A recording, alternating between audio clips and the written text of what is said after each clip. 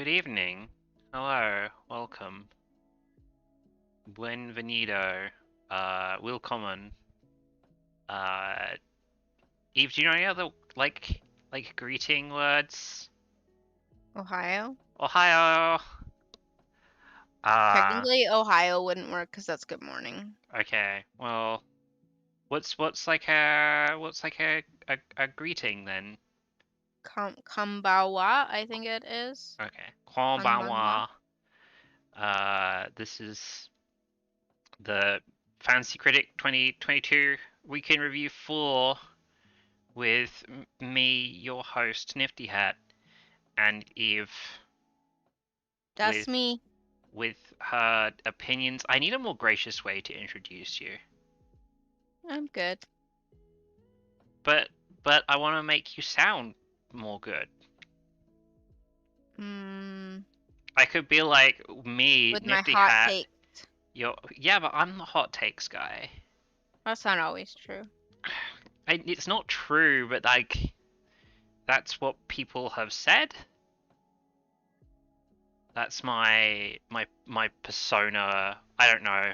Maybe I can't sit on like the salty guy and the hot takes guy both at once. But you're definitely not like the hot take person either, right? That's fair. I'm pretty mild. Mild. This is I'm your host, Nifty Hat. We're here with mild takes, Eve. Takes guaranteed to not offend your palate. Anyway, we're doing Fantasy Critic Analysis for this week. Looking at all the games. Apparently, my stream has ended. Thank you. I certainly didn't close anything, so I guess Discord just decided that I was done streaming.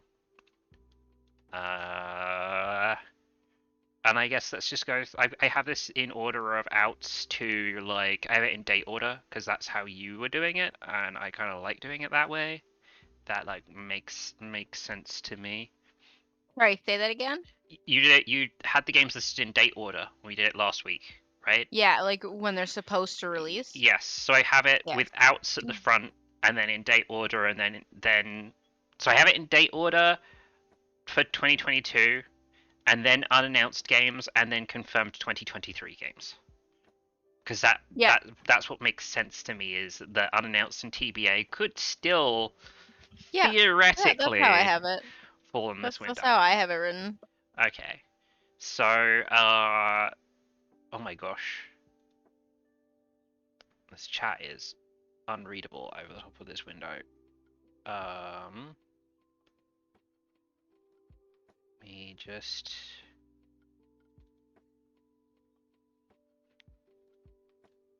Wait, I probably need to...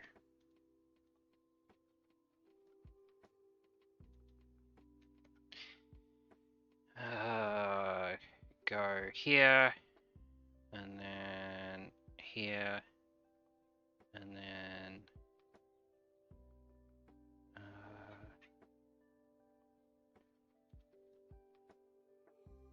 oh, apparently I can't.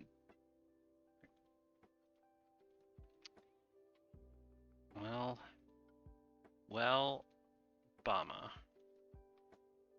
Okay.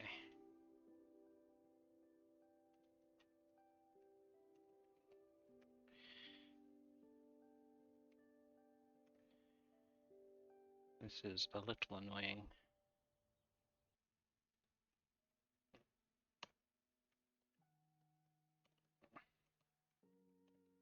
Like, I can read chat fine in my chat window, but I cannot read chat over the top of the stream.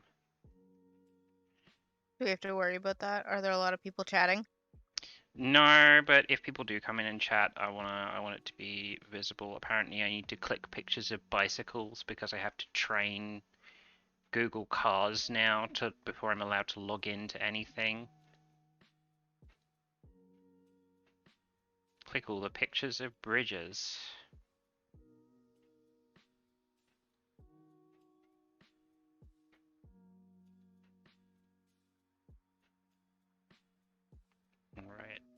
here, and then here, and then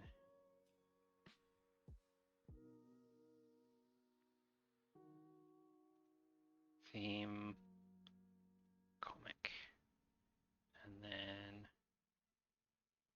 copy this, and then paste it, and then refresh. There we go. Yay. Alright. Back to the task at hand. So, games that came out this week: RP Golf Legends. Never heard of it. Would have lost you 3.5 points. I assume it's a golf game. But nobody had it, so nobody lost points. It's like an RPG Maker golf game. Oh. Which, like, I'm ready for a combination of RPG and golf, but I'm not sure I'm ready for... I mean, we had it, right? With Golf Story. Yeah. Yeah, that's true. And it's supposed to be pretty good, right? I liked it. And then Blackwind came out, and it's 56.8 points. It's a mech game. It looks nice. It apparently What's doesn't... it called? Blackwind. Blackwind. Yeah.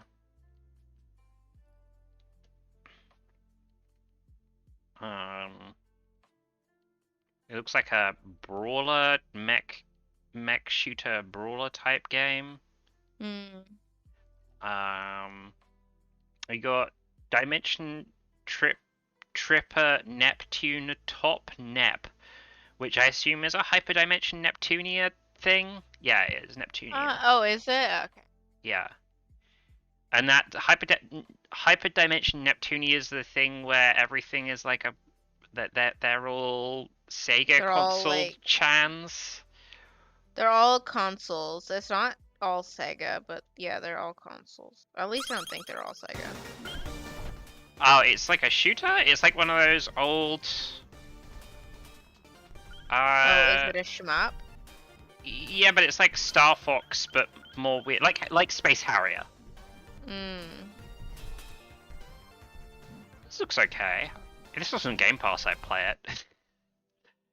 But yeah, that was 73.3 points. Tom Clancy's Rainbow Six Extraction, the epitome of mediocre, at 71.9 points. It could be slightly more mediocre. Yeah, I'm impressed it got 2 points. I have no idea why Ubisoft looked at Rainbow Six Siege and was like, you know what would make this game perfect?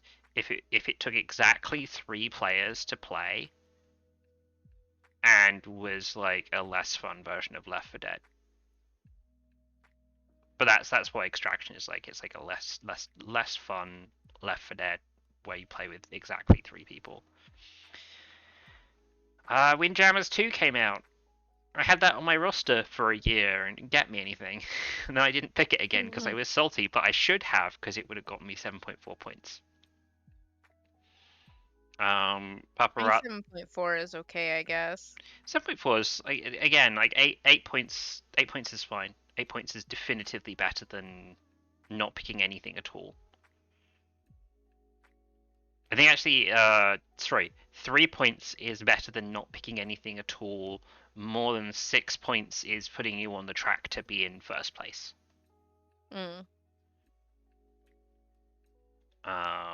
Based on the average points last year. Just like, if you picked anything at all, you would have got an average of 3 points. Paparazzi 0.6 of a point. I got it. I played through it. Game has some problems. What's the other game? Like when I'm playing through it, I think of Alien for Dogs. And yeah, Now Point for Aliens, currently run by dogs. It's weird because like Paparazzi has a much more like well realized art style. Mhm. It has like a whole bunch of dogs. It has like 30 or 40 different kinds of dogs Yeah, that you I can did see see some in the game trailers. and you can take photographs of, and it has some really cool environments. You can change the time of day and like different stuff is happening depending on the time of day, and they have like a decent selection. Actually, no, the game I was thinking of comparing it to is Oromanji Generation, the Mm. other photography game of just go into a space.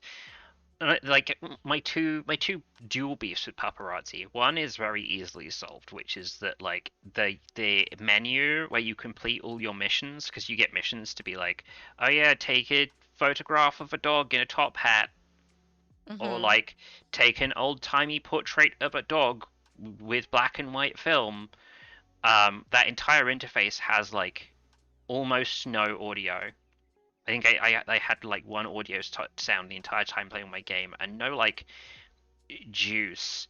There's no like fancy mission complete whenever you do a mission. There's just everything comes up through text boxes at the bottom of the Mm. screen. It feels all very unexciting, even though the core loop of the game is like go take photographs for your missions, then turn your missions in to get the Mhm. currency, so you can spend the currency on new gear so that you can take more photos so you can unlock new sections of the map to Mm. explore. So that was my one beef with it, and then my other beef with that game compared to um, Morangi is it just you just don't feel that like it doesn't have that same level of camera control and ease of use of the camera that it feels fun to explore the space and take weird pictures Yeah. to just like fuck around with the camera. One of my favorite things about Urumanji is like once you cleared the goal content, and Urumanji has like the reverse problem where the mission goals can somewhat detract from the game because you're like, oh, I fucking got to do this and I got to do that and I got to get it all done within the time and I have to play the level twice to collect all of Will's film, Mhm. which takes away from like I'm just gonna put out my camera and take some fucking weird photographs. Mhm. Um, but yeah, paparazzi just doesn't feel like that. Like changing the camera around, you have to go to like a sub menu to change the frame on the camera or change the film. You can't do the thing. I'm Okay. pretty sure in Urumanji, it's like when you took the photo after taking the photo, you could then apply filters to it, right?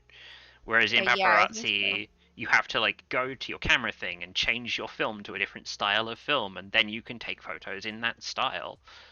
Um, so yeah, it's very deserving of its point six of a point. I really hope that they just put like it just needs like another fucking 100 hours of developer love of just like Mm. making the menu satisfying to interact with and maybe improving the camera controls a little bit so that you can like swap films quickly to make it more enticing to be like, oh yeah, I'm just gonna take some artsy photographs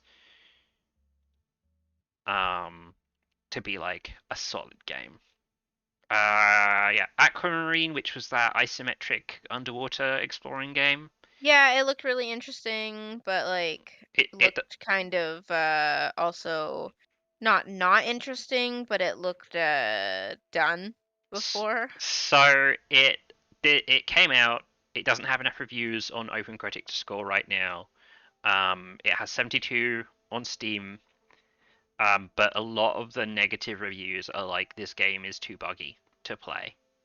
Like Okay. I get stuck before I can get into the game. Like not a lot of people are being like, "Oh, the gameplay is bad." A lot of the negative reviews just like I can't play the game because it's too Mm, buggy. So, if you picked up that game, I've not. probably it's probably bad news bears for anyone who happened to pick up that game. Mm. Um, we're into Dark Horse territory now, I think, except for Pokemon Legends, which somebody did already pick. We've got And counterpicked. yeah, we'll get to that in a hot minute. Expeditions Rome, 81.5. I didn't even know this was like a series of games until this came out, and it had like a decent score. And I'm like, oh, I should have. This was missing from my research. Mm. Um, I'll know to keep an eye out now, but they bring their games out like every 2 years, so this information is not going to serve me for another 2 years. Not for broadcast. It's got a lot of points. I don't know what it is. I know of it. Oh, you play as a person who has to control the broadcast and like bleep the words when people swear and It's where you censor the media, right? You're a media censor. that's not the only thing you do. Oh Like, boy, and there's all these different things. Okay, this looks extremely like my bullshit. yeah, no, it looks pretty fun. I've watched some streamers play it. Okay. You can watch NL play it. It's funny. He fails on the second day, and then when he has to restart, he's like, "Hey, I proved I can do it. You don't need to tell me anymore." Like the guy on the phone who's like tutorializing you. He's like, "I proved I could do it." It's like, NL, you lost. He's like that in fucking the card Everything. in everything. I was trying to think of what the card game was in Inscription, where he's Oh, has like, he oh, played Inscription? I'm pretty sure he played Inscription. Didn't he play Inscription? I mean, he might have. I don't watch him on on a lot of things. It's like I only watch him when Ryan wouldn't have put on Inscription because Ryan wants to play Inscription. Ryan should just play Inscription then. Jeez. He should. Yeah, we got Uncharted, which is Uncharted. It's But we couldn't have bid on that because it was a port. yes, yeah. Other people in the Fantasy Critic Discord lamenting that they didn't allow ports, so they couldn't pick it. Pokemon Legends Arceus.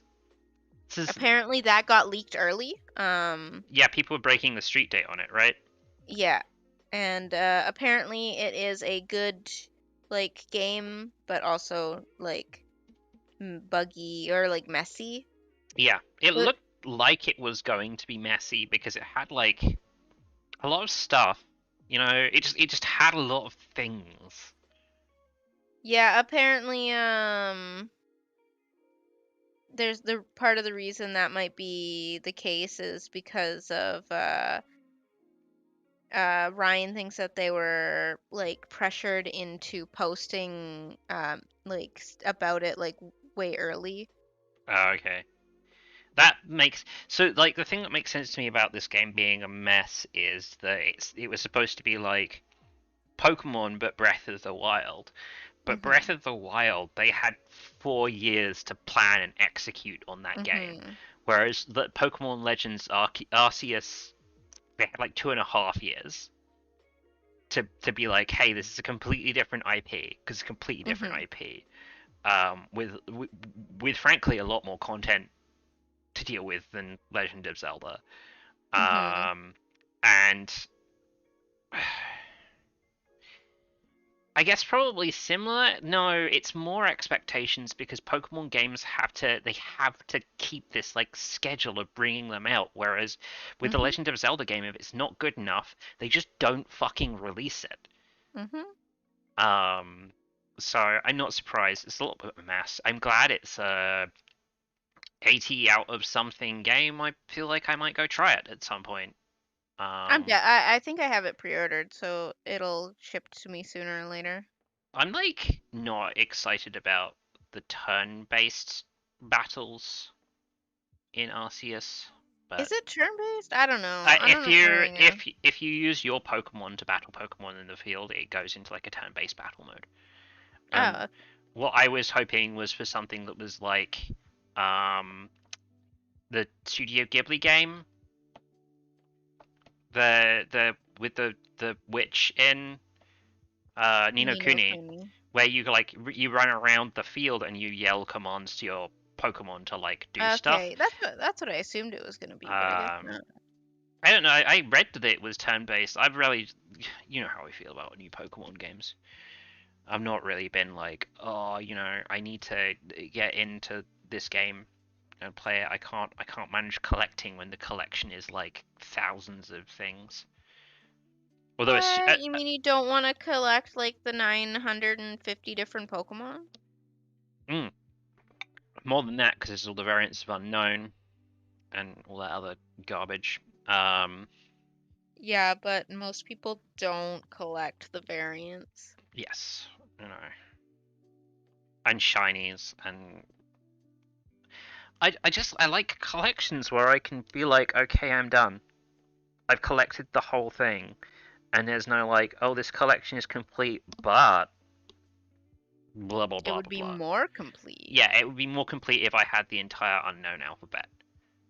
I can draw the line at the bunny Pokemon where it has a different randomly generated pelt, and there's like no way you could collect all the Oh, different variations of it. the spinneret Yeah. or spinette or something. But yeah, if you show me a Pokemon and you say there's 26 variants of this Pokemon for each letter of the alphabet, I fucking want all 26 variants. They have a butterfly that has different variants based on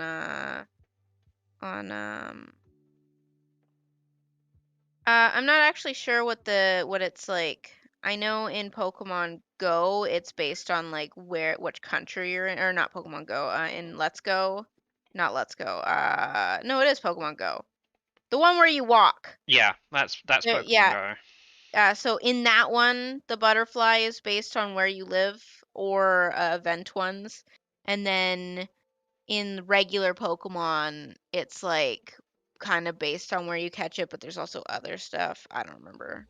And then there's like the fancy versions, like there's a Pokeball version.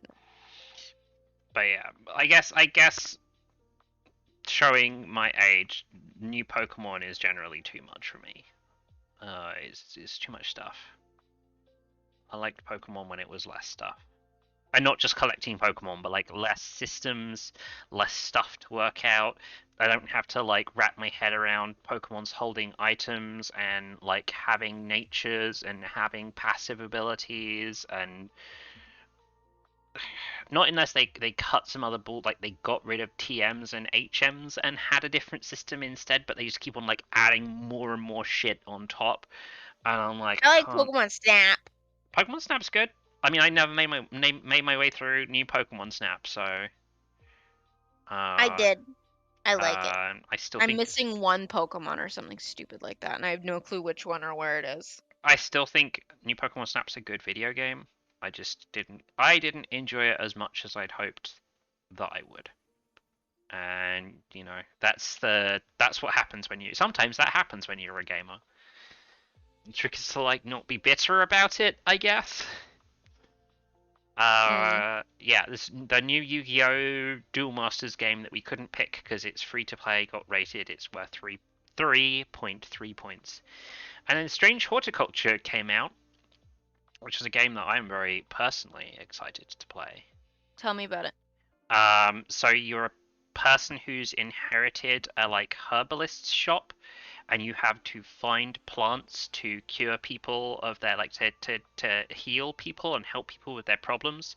So they'll come in and like vaguely describe the thing that they need, and then you'll look through your botanist book that will tell you something about the plant that you need, and then you look through your plants and your shelves and you pull out your magnifying glass and examine bits of the plant until That you find sounds like something I would play. yeah, and it has a kind of like not like a kind of semi spooky overtones, not like serious spooky, but like there's something like not great going on in the world, like grim. It's like slight tones of like grimness. In and it has a neat thing where your health, instead of having like a health system, you have it's not called sanity because sanity is like ableist. Um, but it has a system where you basically like lose your grip slowly as you do stuff wrong or make bad choices, and when you fail enough, you like shatter and have to reassemble your thing to keep playing. So it's like a thing where you know that you're doing stuff wrong and you feel that there is consequences for making mistakes, but not like, oh man, I can't. I have to do everything perfectly all of the time and reload every time I make a mistake. It's very reminiscent of Papers, Please, but without the stress of like, oh, I need to deal with all the things right away. There's a lot of like, pulling paperwork out of your drawers and like looking through your paperwork and picking your books up and pulling them out, looking through them and putting them away and stuff. And the plants are very cool. Oh, and there's a thing where once you get a map, you can go out on expeditions and look for new plants and get like clues from NPCs you talk to about plants that you can go find that like open up new stuff in the game. It's just cool. It's just extremely, extremely my thing. It has 97% on Steam, so maybe when the more reviews come through, if you picked it, you might get a decent score for it. But I have no faith in anything that has not enough reviews on Fantasy Critic, so yeah. And that is all of the games that came out. I put these check marks here and I didn't use them. I'm just gonna go down. So what was the one you said with the botanist? What was the name of it? It's called Strange Horticulture. It's weird. Oh yeah, there it is. There it is. There it is. I'm gonna highlight that. Just put a little highlight right there. So you listed all of them? I have Baby Storm. I have no clue what it's about. Did you say that one? No, I did not. I have Baby Storm. I don't know anything about it. It's just on my list of things that came out. Oh, did we not talk about this last week? We may have, in the sense that it was added, but I have it written down as announced that it came out. There's Stinky Diapers.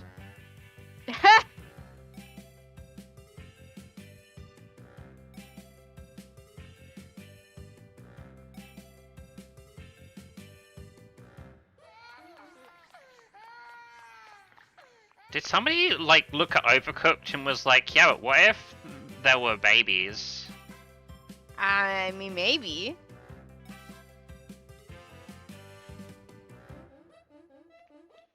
Actually, looking at this, I have no idea what's going on in the game at all. But yeah, I guess that's a game that came out. I'm glad I brought it up. Wouldn't want to miss that gem. Baby Storm, 1.6 points. Hey, would have got points, which is better than 0. It got counterpicked 25% of the time, so some people lost some points on that game. I gotta look up. The worst scoring thing in here is Blackwind. Did anyone pick Blackwind? It was picked by somebody. NA counterpicks was 0.1. Yep, somebody out there picked this game, and it cost them some points. Yeah. Anyway, that is so. Then it must have been like 71.6. All right, let's talk about the stuff that is yet to come out. Starting with Attack of the Giant Crab. I'm making a face, you can't tell because my avatar's not that. Crab looks nice. The animation on the crab... Well, okay, the animation on the crab looks fine.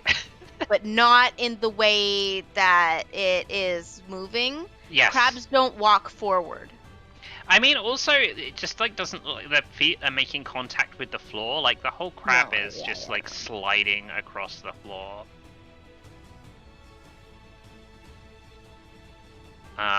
Yeah, certainly this is a video game. I'm not even convinced that it's going to get enough open critic reviews to lose anyone points. So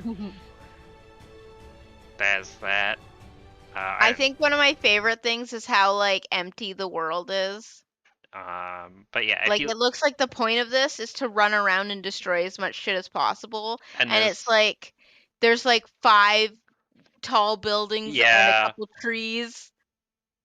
Yeah. But yeah, it's from the acclaimed developer of Gunslinger of the Wastelands versus the Zombies from Mars and Terror in the Atomic Desert. Oh my god, they've like faked the Fallout UI. Wow. Also, there's literally a grey box in space.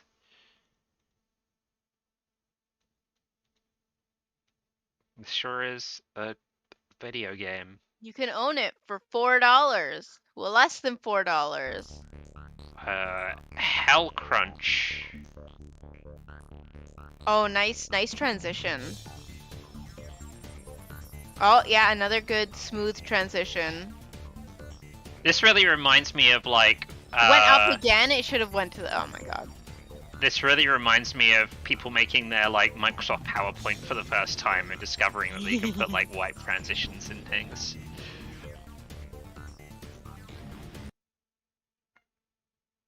I'm obviously like a big advocate of just letting people make stuff. Just letting people make stuff, even if they're making bad stuff. But also I look at stuff like this and I'm like, how can you be making games just from 2018 to now? Mm-hmm. So that's 6 years.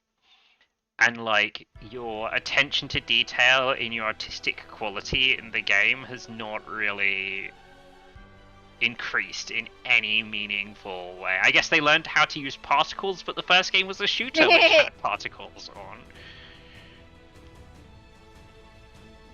And like every game in this is like a different genre as well. They're not like mastering a single genre. They're just like throwing a bunch of shit together and then calling it a game.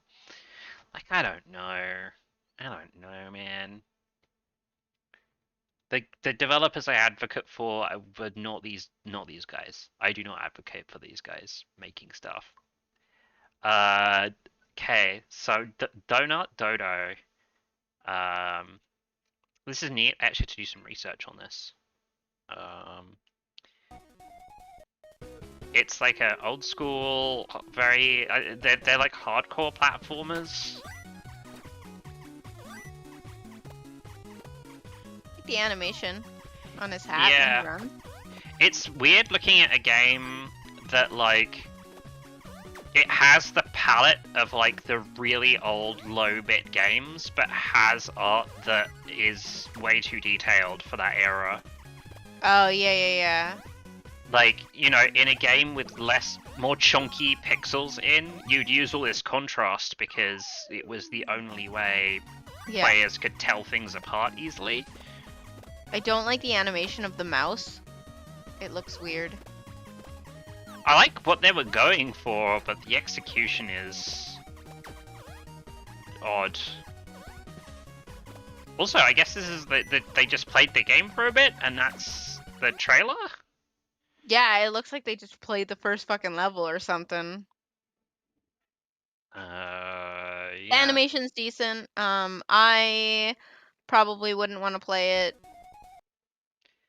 But yes, they have two other games, Sir Love-A-Lot and Siggy, a thought machine for Melusina. Oh wow, that sounds... I love how fucking Ghosts and Goblins, this Ghouls and Goblins. Oh, Ghosts that's and Goblins, definitely Ghosts and Goblins. But yeah, I looked up the other games on Open Critic. I think Sir Love-A-Lot is 68. So if they're continuing on a... Like, this was 50-something, Siggy was 50-something, Sir Love-A-Lot 68. So if you believe in a trend using 2 points of data, and I would not...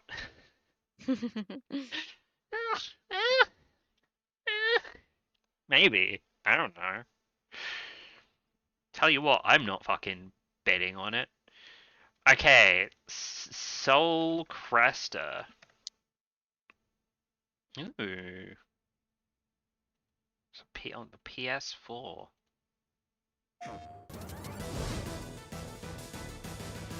The Hamster Corporation. Hideki Kamiya. He's like Hideki's a Kamiya's like a famous guy. Is he? What does he do? Yeah. I don't know, but I know people are like, oh yeah, Hideki Kamiya. I think I follow him on Twitter. I mean, if I was into shmups, I'd probably be excited about this. It looks like a shmup. I find the like shmup fans completely impenetrable. They obviously like really specifically like certain games, but all the games just look like shmups to me. Yeah, like I see a shmup game, I'm like, yeah. No, Oh this no, is I think I cool. saw something about this. Oh, you have a ship and you can split your ship into multiple ships. That's kind of cool. No, so this wasn't the one I was thinking of. I saw a thing that looked interesting for a shmup. It was a ship. It doesn't split into multiple ships, but it has like the ships, like the ship can like, it has two sides that can go far away from each other or close to each other. And that's like the main mechanic, but I thought that one was really interesting. I saw a quick clip of that. It might have been like on the Saturday post your game dev thing on Twitter.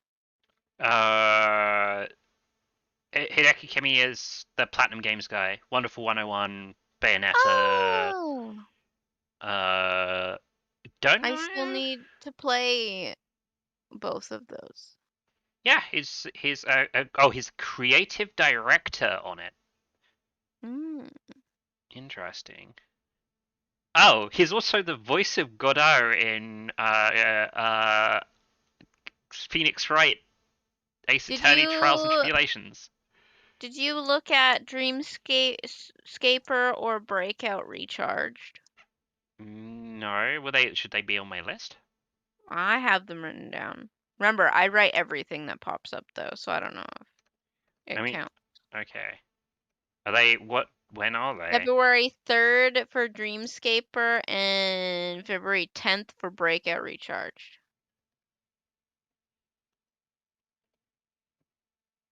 So what was Dreamscaper? February 3rd. Let me tick off that and then move these up. So I do like me some organization. Okay. It also looks like you're missing one called Norco. Norco has a release date now? It says March 24th. That's what I have written.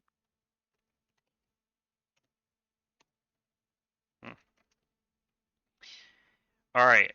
Breakout Recharged. I assume it's a Breakout game. I assume. There's a fist. Yeah. Official teaser trailer. Sure, I like trailers that are short. Yep, this is a Breakout game. I do like Breakout games. This is like really tame. For like a reimagining of Breakout. Like I've seen so many other cooler, like Wizorb was a more interesting remake of Breakout, where you're like all wizards just firing your spells off your paddles at each other. Well, this is, I don't know.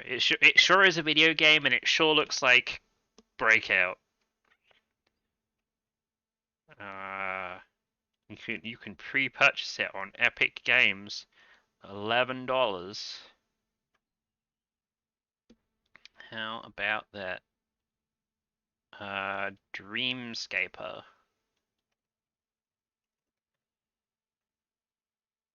Ooh, okay.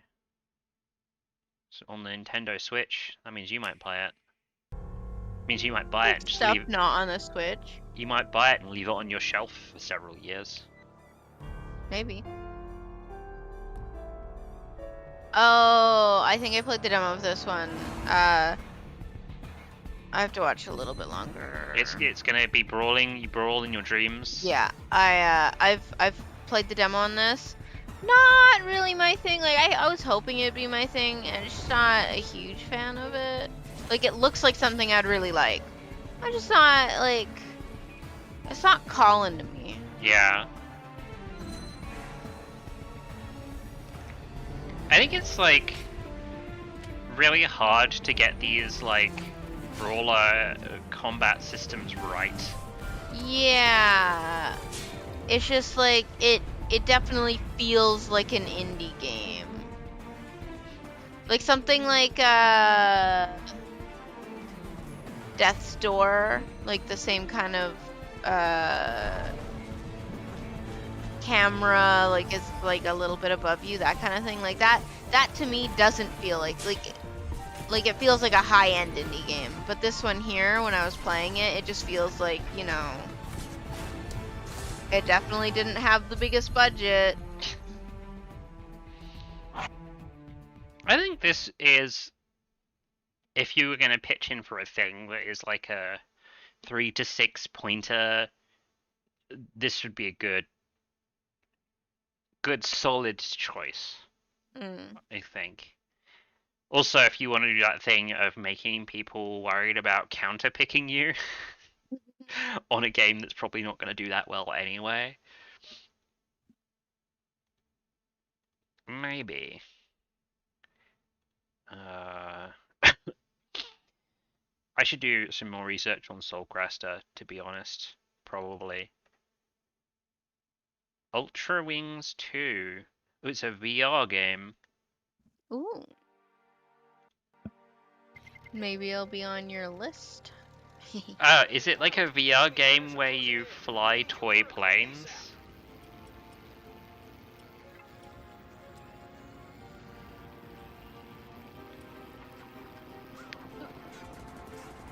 Welcome back to Ultra Wings, pilot.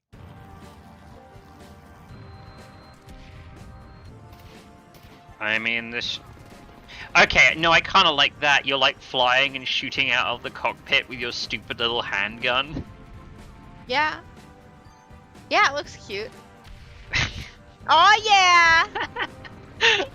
Okay, this is literally the only plane game I've ever seen where you can Starsky and Hutch out of your plane. The one thing I'm disappointed about is that you do get a gun on your plane, and it's not just always your handgun. So you're like, you can't dogfight with your handgun. If that was like literally the only gun you get is the handgun, but also you have to dogfight, I would be 100% into that. I think it's like a sick-ass high concept for a VR game. It's like, you have to fly a thing with complicated controls, and you don't have a mounted gun, you just have a gun that means you have to take your hand off the controls in order to shoot at other people. You're like, shit, I gotta put my gun somewhere safe so I can grab the controls again. I don't know enough about VR games to have like a score opinion about this. Yeah, I don't know VR games. Like Ultra Wings 1 implies the existence of an Ultra Wings 2 implies the existence of Ultra Wings 1. There you go, Ultra Wings. 5 out of 10. 5 out of 10. Woo! Going to the moon. Ultra Wings Flat, is this 58? They went up. Wow. Oh my gosh, Ultra Wings Flat is one of the most repetitive and dull games I have played. Apparently this one had a gun you can hold in your hands as well. Okay, but you don't have a hand, so clearly it's different level. Yeah. No, I want a game where you have complicated cockpit controls and your choice is, do I pick up my gun and shoot at things, or do I maintain control over my vehicle? You can do one of the two, but you cannot do both. Yeah. Ghost Runner Project Hell, I feel like we looked at this last week. Oh, wait, this is the rhythm game? Dream. A child approaches you and asks you for directions. No? While the child is talking, you notice a snake in the grass, about to Okay, maybe we didn't. What do you say? Oh, right. Ghost Runner was a game that I kept looking at and being like, this looks really fun. I should play it. Oh, it's DLC for Ghost Runner. Right. Well, that makes... What? Not Ghost Runner. There we go. So Ghost Runner has 81 out of 100. No, not bad, not bad.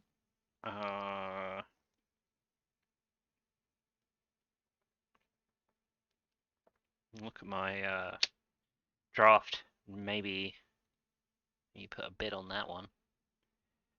Okay, WWE 2K22. I don't. Is this the one that's? No, this is not the one that's really cartoony. That was the last wrestling game that really interested me, as they went like really Apparently it was mega Garbo. cartoony. Yeah. Is that? I don't think we need to watch a trailer for No, a I know what wrestling it game. is. It do be the same. There was never. Okay, there's never a 2K21. Was there a 2K20? Received negative reviews. The last few wrestling games have been Garbo. Visual Concepts. Is it the same studio? Oh, yeah, same studio. Yeah, Probably. my coworker likes wrestling games, and he's basically like everything after this one was Garbo, which is like the last few years. I mean, so what's its face's studio? The Wolf Among Us. What are they called? Telltale? Telltale? Like the Telltale are like back in some form now, right? Yeah. I've forgotten exactly how that works, right? They got together to finish The Wolf Among Us, or they're making new stuff. Yeah, they're supposed to be making Wolf Among Us. It's supposed to come out.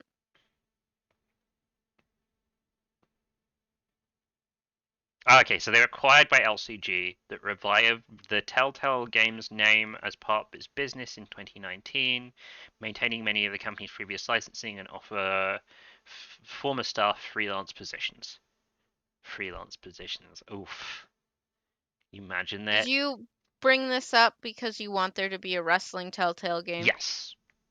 Okay. This is the only good wrestling game at this point, is if Telltale made a wrestling game. I cannot think of... Or someone made a Telltale like wrestling game. Yes. But like Telltale are the only studio I know that can make games like Telltale and do it well.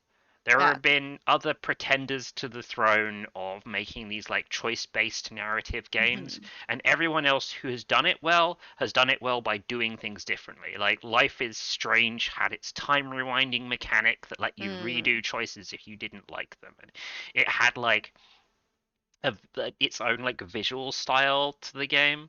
Nobody's been able to do a game.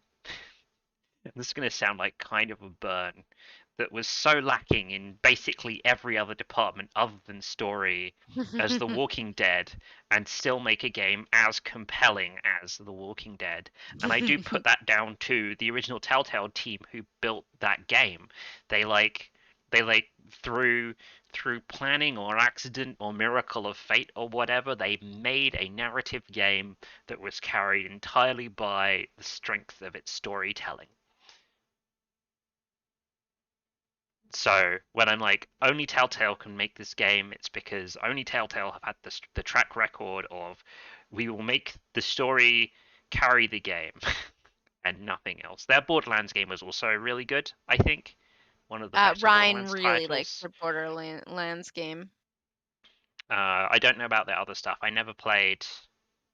I played the first episode of The Wolf Among Us. I love Wolf Among Us.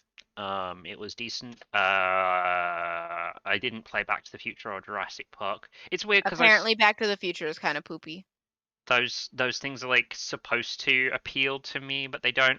Telltale had a real problem that they were like trying to replicate the template for The Walking Dead, and they just couldn't do it. They were like, oh, we'll do the same thing. We'll get a license and we'll build a game and we'll blah blah blah 5-episode structure and try and do the same thing every time, and it just didn't really work out terribly well for them.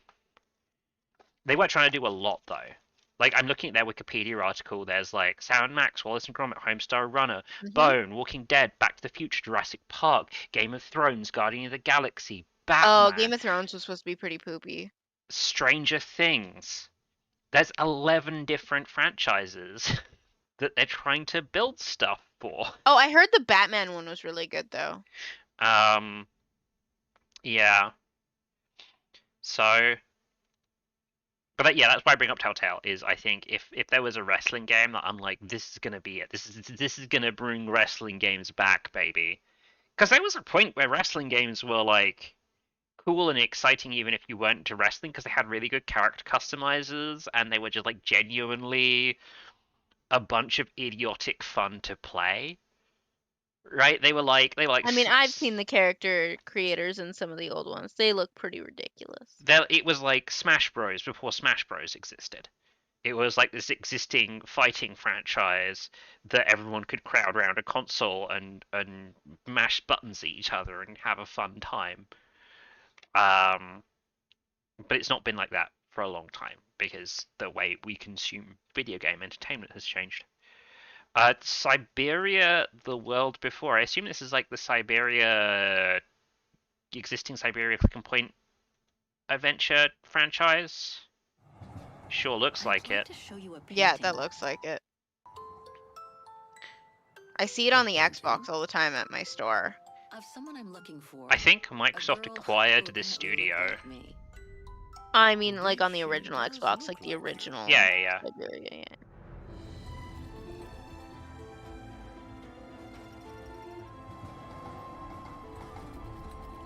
I find Siberia so weird because it's like the fans of the franchise love it and then nobody else seems to care about it.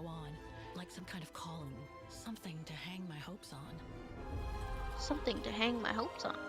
It was one summer evening that the whole story of your painting began. A group of scientists were staying at the refuge to prepare for an expedition to some faraway place in the east. You were my last hope. Like anything else in life, there has to be some compromise to get what one desires. It's like this painting has chosen me, but maybe I'm just kidding myself. There will always be a train for you. In any case, I promised Katyusha I would find her. And we'll find out who she is, or was.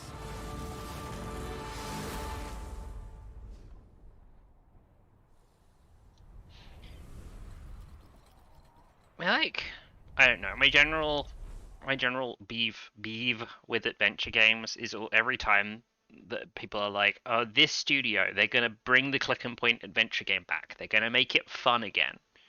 They're gonna make it like that Disco Elysium. Disco Elysium's not like, I mean, I guess like Disco Elysium is more about interviewing people, right? You spend the majority of your time in disco talking to people about things. Yeah, I guess, but like you also have to do things like get this thing to open this other thing. Yeah, I mean, so when I talk about like adventure games, when I think of adventure games, of like 90s adventure games, like LucasArts adventure games and stuff, it's like find this one item to combine with this other item in order to do a thing so you can get to this other part of the map, right? So that you can unlock another series of puzzles that involve finding specific items and combining them together in specific ways in order to do a thing. And like, yes, that exists in Elysium, but it tends to more revolve around navigating through dialogue trees, right? I still think it's an adventure game. Yeah. No, I don't disagree, but nobody was like, when Disco Elysium came out, nobody was making hay about how it's reinventing the adventure game genre. People were comparing it more to Planescape Torment. And also, like, adventure games don't generally have RPG systems in. Yeah, but you can put an RPG system in basically anything. Yeah, it's usually not a great idea. But yeah, I definitely describe Disco as more of a role-playing game, like an actual role-playing game. Okay. It's more of a role-playing game than like Final Fantasy or whatever, because you actually get to embody a character, right? You get to make decisions, and those decisions affect who that character. Like you change. Super Hobocop. Yeah, you change whether you're, straight-edged, depressed cop Harry Dubois sad about some horrific accident that Tequila happened, Sunrise. or you can be superstar hobo cop Tequila Sunrise, who's definitely going to be singing karaoke tonight. Soon as I find Definitely. that song that's sad enough to sing. So I found out that so there's only one song you can sing, but it changes which inner voice that sings it. Oh, okay. I just thought that was really interesting. Okay. I finally found a song. It's really weird. I swear in my first playthrough I found the song to sing at the karaoke, but I hadn't crossed into the other area yet. But in my new game I had to cross into the other area to get a song. Oh, where'd you find the song? In my first playthrough, I do not remember. Wait, your second one. It's the smallest and loneliest church in the world, or whatever it's called. Oh, you found it in the church? No, it was like in the fishing village before the church. It was just like, Interesting. I think it's you go into the very weird room with the red chair and the bow tie on the shelf, and But also you've on the definitely shelf. found it, Yes. and you're gonna go play it. I found it, listened to it, and my inner thoughts are like, yes, this is the song. My song, the one I found was the in a cassette tape, the ribbon. Yeah. The ribbon was like pulled out and like strung throughout a tree, and I pulled it down and I like rewrapped it, and then I listened to it, and that's the song. That's where I got it. Man, yeah, we talk about adventure games and now end up talking about Disco Elysium. But Told yeah, you. my thing with like adventure games is every time somebody tries to be like, oh, we're rebooting the adventure game genre, the adventure game bit of it is nearly always the worst part of it. The next one you should be talking about is Norco. Okay, because I've not put it in order yet. Yeah. I do actually I should do my due diligence. Diligence? Diligence. Do you think Siberia 3 is the most recent Siberia? Well, that only has 51 Gross. out of. I think Siberia 3 is the most recent Siberia. Wait. Okay, so Siberia 1 has 76. So this might be a thing where they were like slowly losing steam. Yeah. And then we're like, let's stop making games because nobody likes them anymore. Yeah, okay, so Siberia 4 is the fourth, the World Before is the fourth game, so it looks like an attempt to revitalize the franchise.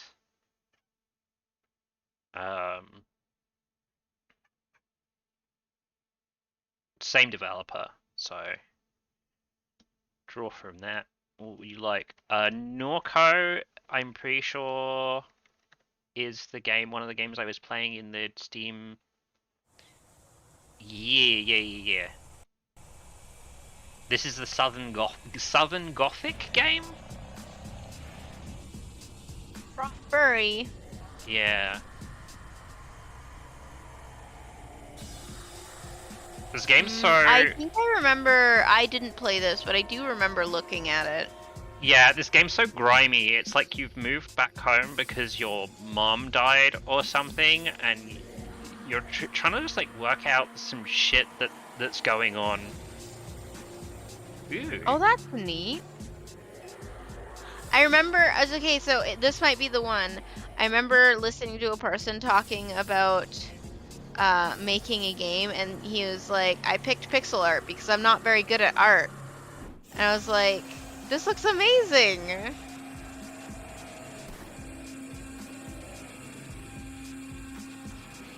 I do remember like the visual style of the game very much delivers when you play the game as well. Like it's a game with a vibe, with a capital V vibe. It looks interesting. I would probably watch someone play it, but I don't think I'd play it myself. It just doesn't look like a game I would enjoy. Like, I don't think I would enjoy playing it. It's probably it.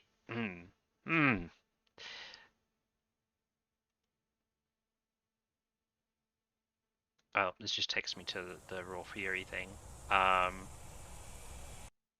If I had more spots on my roster, I would gamble on this game.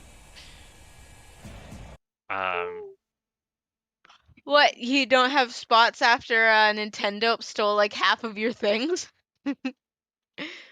I mean, I won't have enough. I want to have some slots distributed throughout the year to keep picking stuff up. Yeah. It has won awards already. Neat. Pardon me. I can't find any other information about the geography of robots, so I think this is just the one game that they're making. My gosh, it's a Tumblr blog. Wow. But yeah, if I had more slots, I'd gamble on this. Like games that have a vibe usually play well with the critics, unless they have, something really badly wrong with them. Ikari's a horror game. Is it? Yeah. Sounds like something Kugi might be into.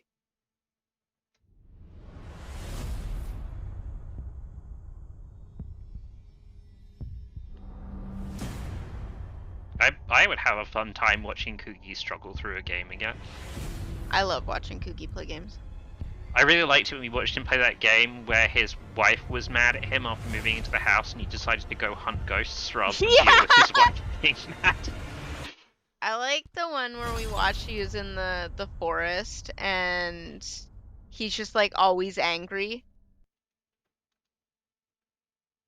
Like he was I don't even remember what he was complaining about, but he was like always angry about something dumb. Okay, show me. Well, you walk in this game. Oh, you pick stuff up in this game. This mirror. Oh, it's a broken The mirror. owner must be here. A broken piece from a tormented soul. An unwanted reflection made it an undesirable item. I was like, it's a mirror. It's like, oh, it's a broken piece of a soul. Yes. An undesirable. Oh, okay. This prose is pretty purple. This looks like a trash horror game Kugi would play.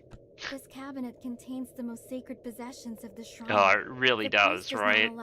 You wander around the space and examine every single item to find the right combination of stuffs to interact with to do the puzzle and make the next spook There's more happen. talking than usual.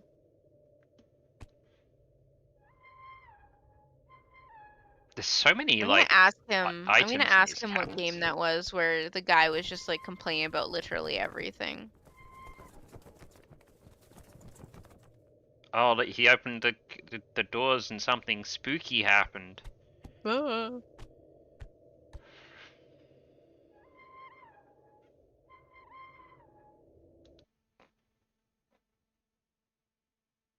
of Flame Studios.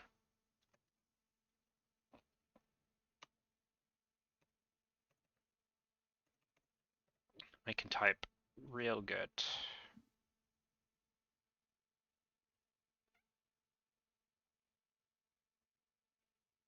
Oh, it's just the team making the game. They don't have another game that I could compare this to. I would not draft this. I'm biased against horror games, though. That's fair. The next game you should be looking up is called Coromon. Why do I not? Coromon.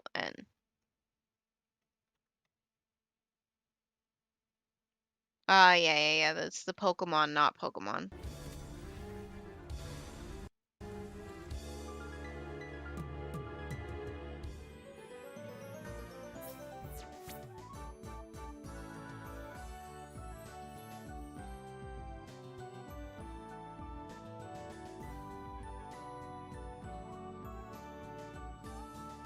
It certainly looks like Pokemon.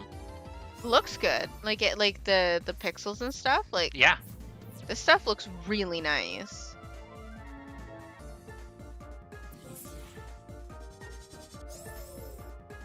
The backgrounds too? Yep. The only problem I have with it is, like, I want Pokemon to be a little bit, like, I don't want to say complex, because Pokemon's getting really complex, and I don't enjoy how complex it is.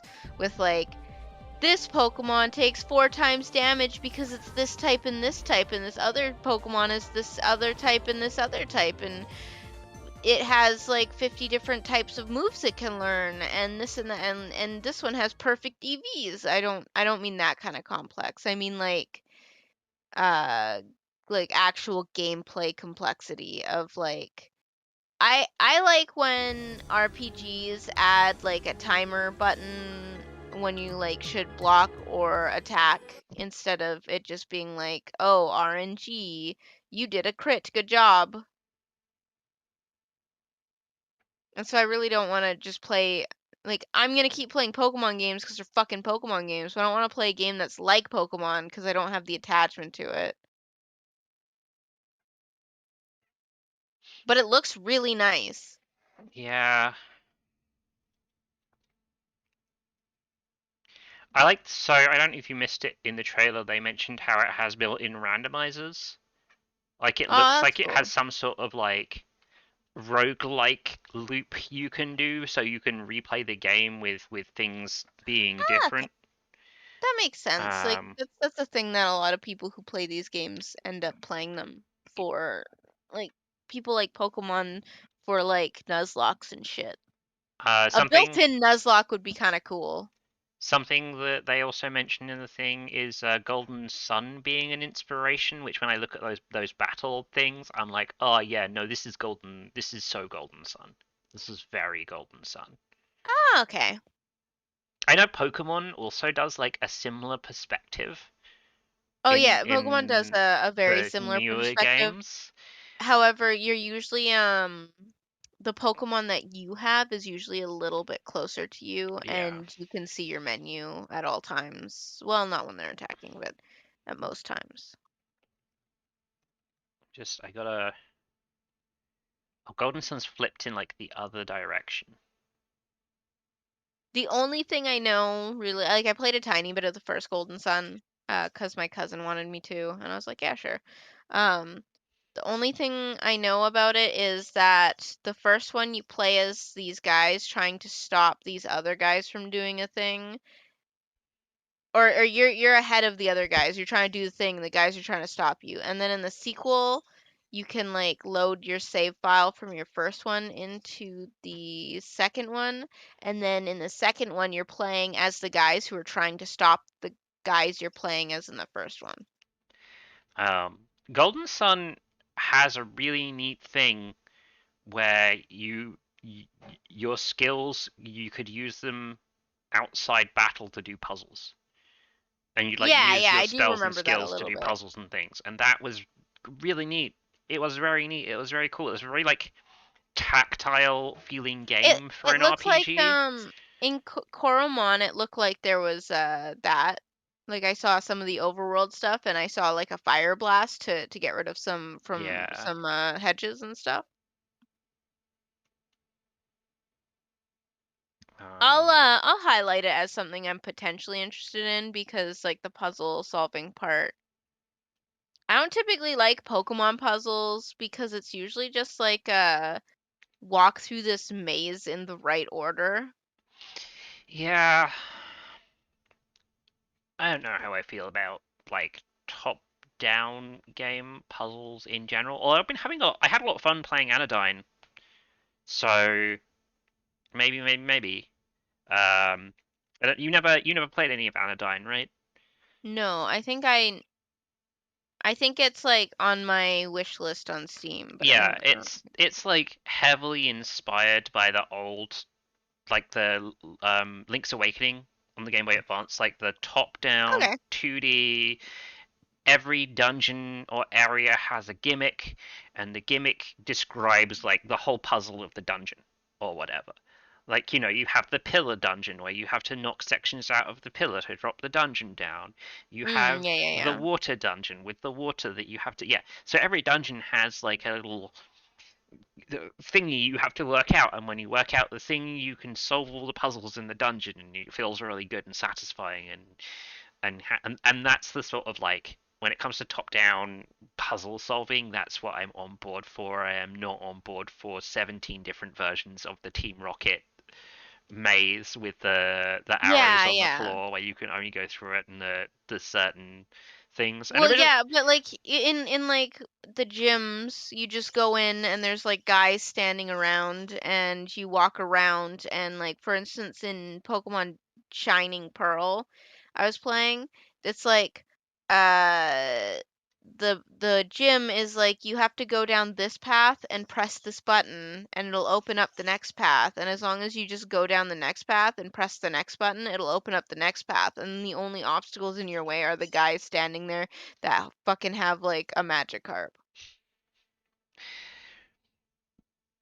I think there's some like pretty good skips you can do on the gyms on the original Pokemon. Unfortunately, like the Pokemon speed runs that they usually show at ADGQ now are the any percent runs because they're so fucked up and it's funny. Lots of like bullshit glitching and out of bounds. But doing a regular run, for Arceus. There's a lot of like good time skips you can do in time saving tricks you can do in the gyms by doing the gym puzzles in a specific way. Okay, Lego Star Wars, the Skywalker Saga. Somebody picked this last year, right? Ryan picked it last year and this year. I mean, people like, oh my god, this is a gameplay overview. I was like, a 6-minute trailer?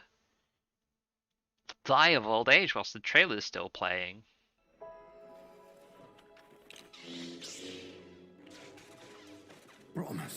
Promise me you will train the boy.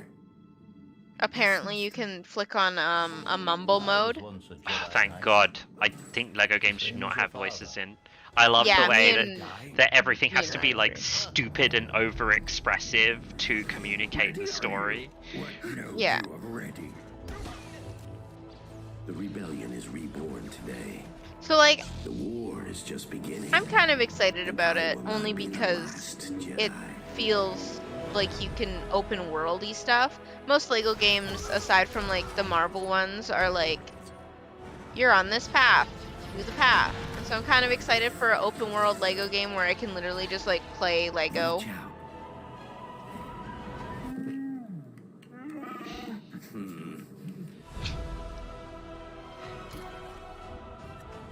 Oh, that's like a lot of planets, eh? Yeah, well, it's like the whole saga. You can go to any planet that is featured in any of the movies. Okay.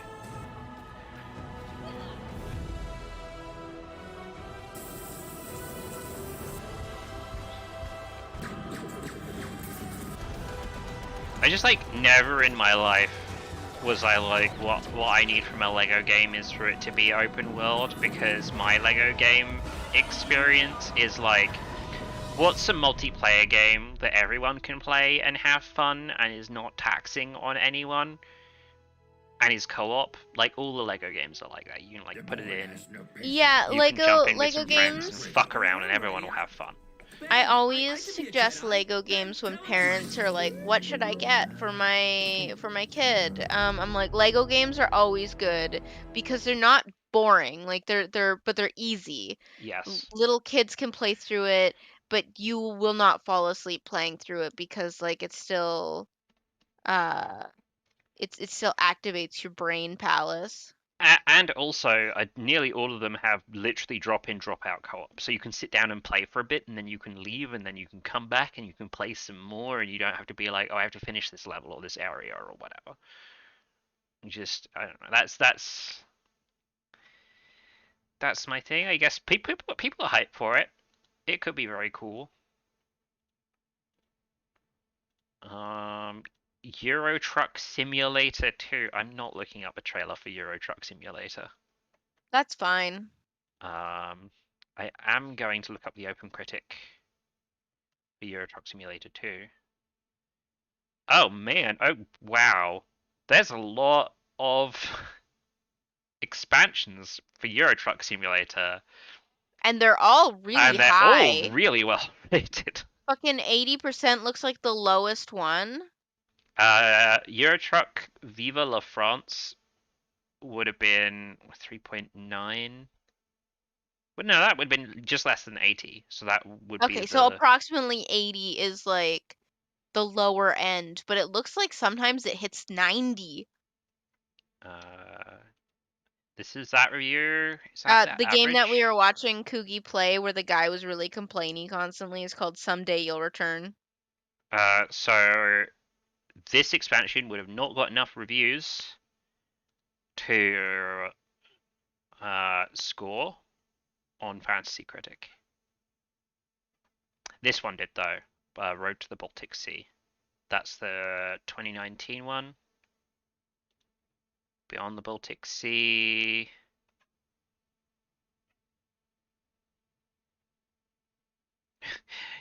Is ranked in the 95th percentile of games scored on OpenCritic.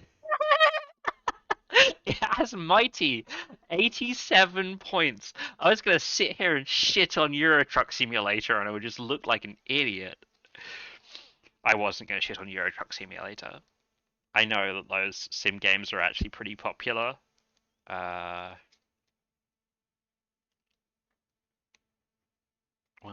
I guess now when I bid on this, you're going to know how aggressively I'm bidding.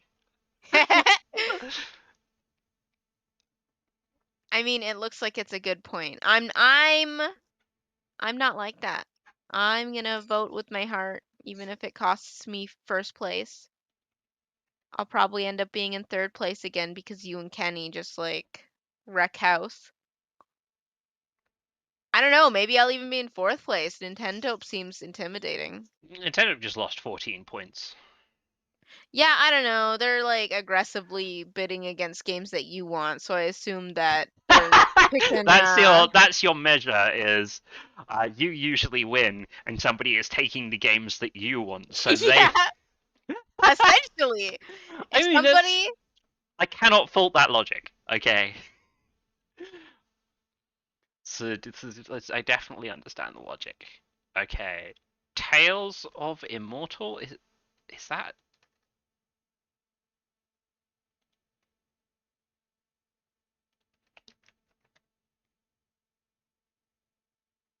First look? Looks like a Chinese game. Oh my gosh, okay, that is not... That's nice. That's all we got. Here we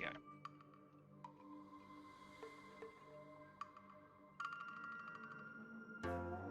This is an inscription.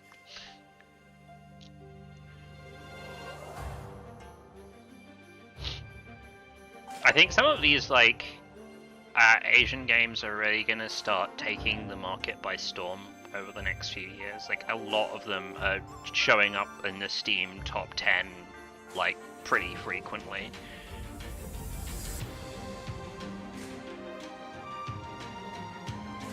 That looks neat. Oh, do you think this looks like some sort of RPG immersive simulation game? Maybe. Yeah, because it looks like they're like managing a settlement there, and then they were crafting things and walking around a map. It was like some sort of RPG. I like the art. The art's really interesting. There's so much going on in this game.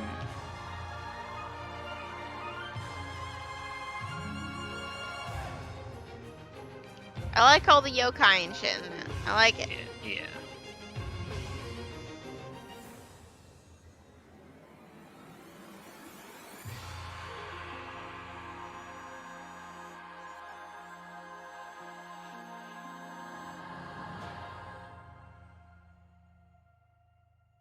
Oh, wait. Is it early access? Is that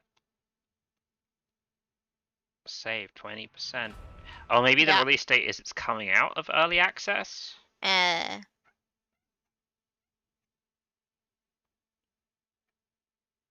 Has positive reviews on Steam. Very positive reviews, 88%. That usually correlates like 5, yeah, like 5 points higher than OpenCritic. Oh, cultivation game. I've seen that mentioned somewhere else.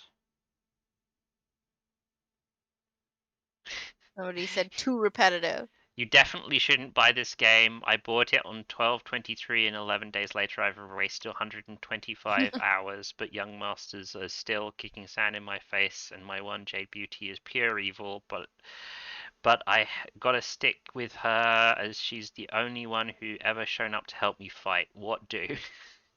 What do?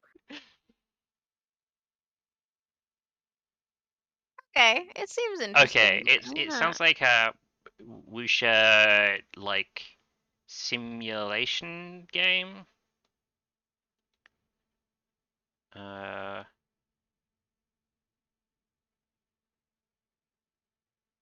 yeah, some of these negative reviews, it does sound like there's just like there's a bunch of systems in this game. There's a lot of systems in this game, and they're all kind of shallow. My favorite is like when there's 100 this game's amazing reviews, and there's like that one review who's like, this game is terrible. I was looking at what was it? Did you skip the last Clockwinder, or is that lower on your list? It's probably just lower on my list. I was looking at reviews of Final Fantasy 14. What's it, Endwalker? I was looking at the user reviews, and like 8 negative. it's like 10, 10, 10, 10, 10, 10, 10, 10, 10, 10, 10, 10, 10, and then some people who are like 0. There's almost no middling reviews for this. It's either great or the worst there's fucking thing. 2 people. This person gave it 4, but this game is like immune to 7s and 8s, I guess. I mean, it's like close to the definition of you either hate it or you love it. But like this negative review is that the community is toxic. What? Yeah. What? Yeah. Are you sure? Yeah, I Are don't. you sure you were playing the right game? Yeah, I don't know. I know that people on the high end of Final Fantasy 14 complain The worst MMO ever made. Complain about the behavior of people that they have to play with because tensions always run high in endgame content no matter what game that you're playing. But like when I play with pickup people in Final Fantasy 14, it's very rare that I encounter toxic people, and when I do, it's for less than half an hour because I run the dungeon with them, I block them, I never see them again. Look, the one you're hovering over right now, the Mhm. new jobs are fantastic. And then like he has complaints, but like 0. The new jobs are fantastic, Yeah, but it's 0. it's because Endwalker is basically like closing off this entire arc of Final Fantasy 14. It's like this whole chapter is ending, and I guess they were playing from 1.0 and were expecting a different ending to this arc than what they got. I just find it weird when someone says something is like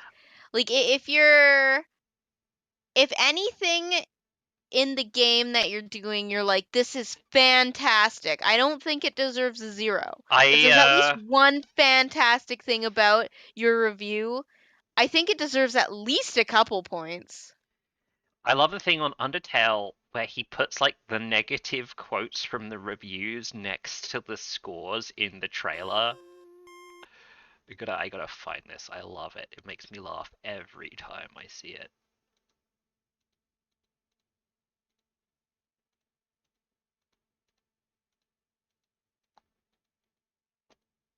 maybe it's in the text. Here we go. The puzzles aren't particularly impressive. 10 out of 10, Destructoid. I have a couple of issues with the user interface. 10 out of 10, PC Invasion.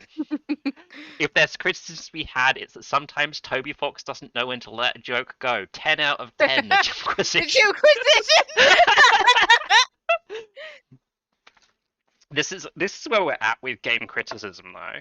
Like, this is... Yeah, that's fair. It's systemic of how our scoring's all fucked up. The average is 7. Like, how are you supposed to demonstrate anything at the high end when you have 3 scores for good games? In fact, you have 2 scores for good games. And 1 score for an average game, and then everything else is variations of bad that nobody else wants to use. It's like when I'm do the Uber Eats, and it's like, rate your thing 1 to 5, and I rated a 4, and it's like, why was your service so bad? Like, why are you complaining? It's like, 4 isn't a bad number. 4 is technically above average. 3 should be the average of, like, yeah, there's nothing really to say about this.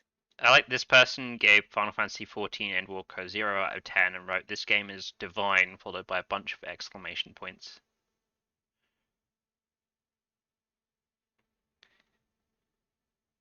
There's somebody who's complaining about the queues, which I think is... well, everyone got refunded.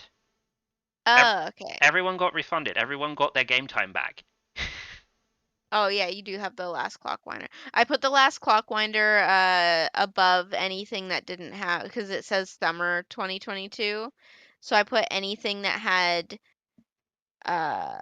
like a location, or like some like Q1, 2, 3, 4. I put it above anything that just said year.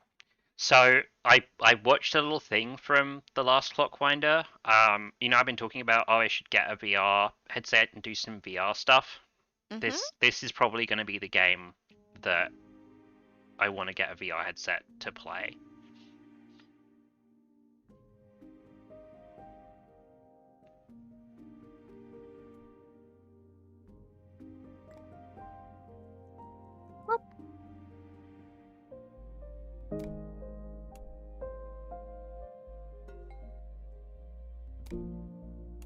So you like record your actions, and then a little robot does it. And then a little robot does it, and then you go to another place and you record another set of actions. Okay. And then you build up, like, I assume, a whole system of these little robots doing things. No, I'm into it. I'm into this. And I think it's gonna really marry the, like, bit of VR where it's good, like, it's nice doing delicate stuff with your hands because you can, with like, it's cool to move around in 3D spaces. Yeah, no, I'm into this. This is 100% a game I want to play. And now that we have like VR stuff and it's set up in a way that I could just literally put it on and play, I like might actually get into it. Yeah.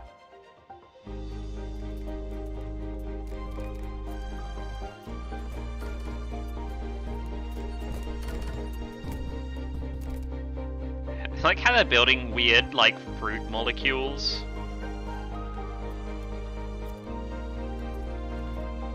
Oh man, you're about to play music by, like, programming the robots to hit the keys in the right order. But yeah, I personally very excited by this. Yeah, no, it looks good.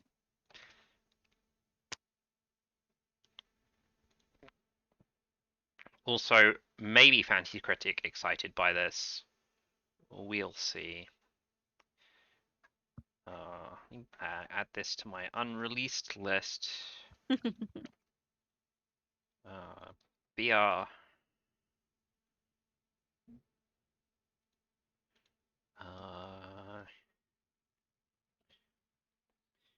Boop.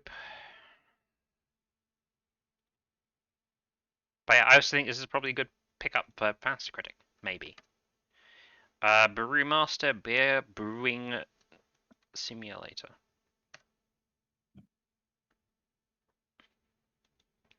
Let's do this announcement trailer.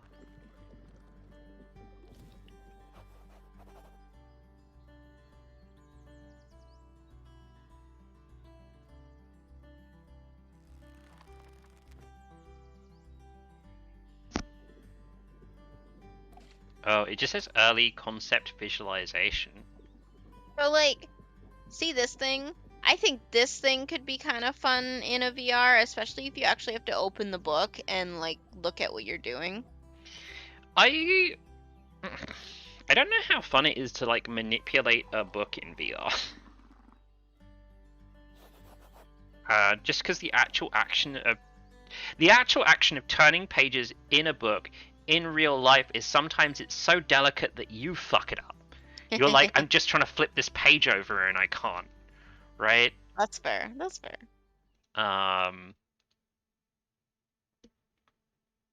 Alpha trailer, maybe this has some actual gameplay in. Oh, here we go. Okay. I'm also just like not sure how I feel about sim games that are simming something very specific that have a very large amount of like walk around and pick stuff up and put it back down again. That's fair. To me, that's like the least engaging part of the fun. Like, imagine doing Cooking Mama and instead of getting to prep all the ingredients, instead you have to clean all the pots and pans and move around your kitchen to find all the horse shit to cook with. It would be a less fun I'm into video realism game. in my games. Yeah. I don't know what's going on with this game. But I assume it has an appeal with a very specific audience, so there's that. Last Epoch.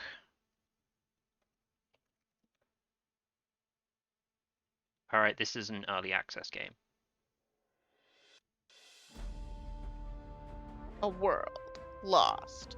I bet there's going to be combat and crafting and only be saved. Some sort of RPG stat customization system, and maybe some very light like settlement building. Through time. Ag. B. 60/20. Oh, this is one of the games that Lucas complained about. Yeah, it is.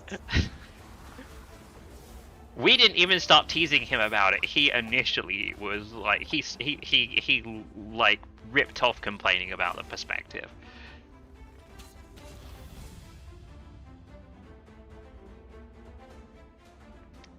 So it's like Diablo or Path of the Exile.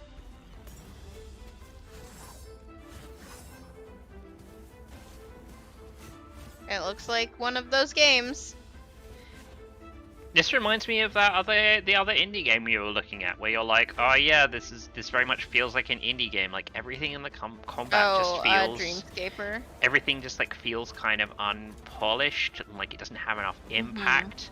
Doesn't feel satisfying enough. Like the boss right there was just like sliding around. Yeah.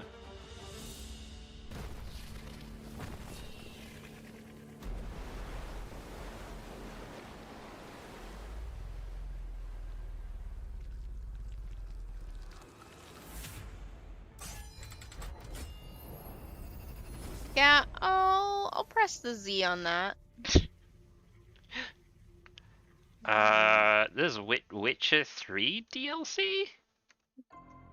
Unannounced Witcher deal or unnamed Witcher 3 DLC. Did you watch the newest season of Witcher yet? Nope. It's good. It's better than the first one, except for you can't capture lightning in a bottle twice. That is toss a coin to your Witcher. Yeah.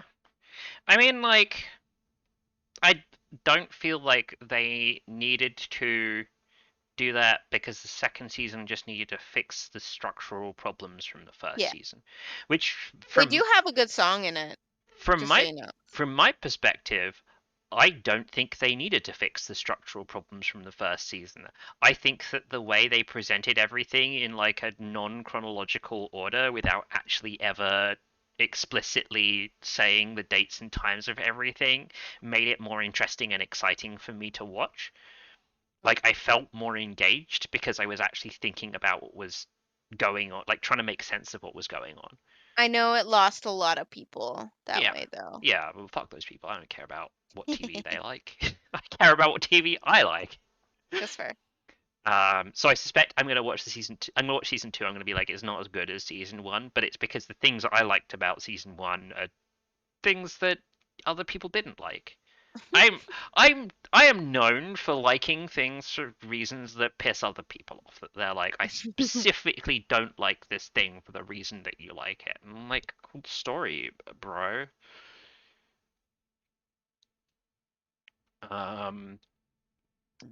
So apparently it's inspired by the show. Oh. The new DLC. Maybe it's for there'll the be a maybe there'll be a DDR section where you play DDR to the Tasuku to your Witcher.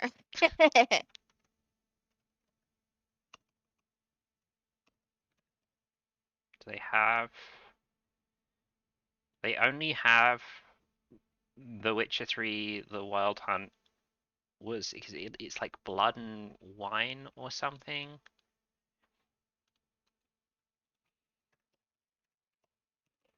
Expansions. Hearts of Stone and Blood and Wine. Okay. There's no. I couldn't find an open critic for this. Blood and Wine has 92 on Metacritic. Probably a safe pickup, hey? Yeah, probably. I'm personally going to sit on it. I am not going to go to the fucking Gamba page and put money on it. Because I don't care. I'm voting with my heart. Because CD Projekt Red tend to miss their deliverable dates. This is my secret insider knowledge that I've carefully gathered through observation that nobody else could possibly work out. CD Projekt tend to not deliver things on time. They tend to miss delivery dates, like really badly. And they haven't even said what quarter this is supposed to come out in yet. I don't actually have whatever you have, Dwarf. Dwarf's definitely in the. I didn't imagine it. It's definitely in the Fantasy Critic. Okay. Thing. Yeah, it's underneath the paparazzi score and Soul Cresta. Yeah. I think Dwarf, you're gonna look at it. You're gonna like how it looks. I'm not sure you're gonna like how it plays, but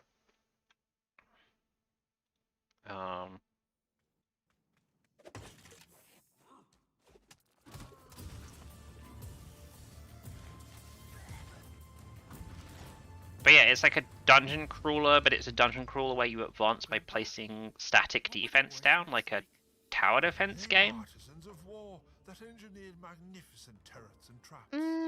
So they were blacksmiths? More than that, my boy. They were protectors of the old kingdom, fabled throughout the realm. Their turrets fought. Maybe. I like the concept. Whether I'll enjoy the gameplay itself, I don't know. But I do like the concept. Yeah. I kind of want to play Plants vs. Zombies again. I mean, it is one of the best tower defense games, so you can buy some stuff from Crazy Dave. Oh look, you can collect currency and use the currency to upgrade your towers. What innovation. Now, go to sleep, my boy.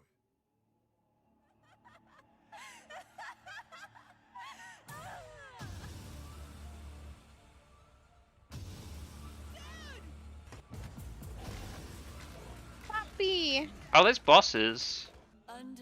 It's probably pretty cool to fight a boss with tower defense, static defense shit.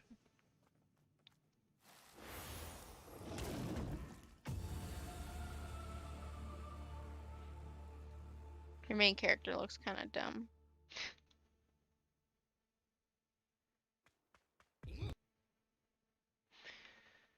Right. I was like moving my mouse and I was looking at the screen and I saw your mouse moving around. I was like, what the fuck? there's the next Gilsvan B. Ponte's game. Yeah, can't wait for Gilson B. Ponte's games. Alright, so Sword of the Fortress. Sword of Fortress, the Omnism.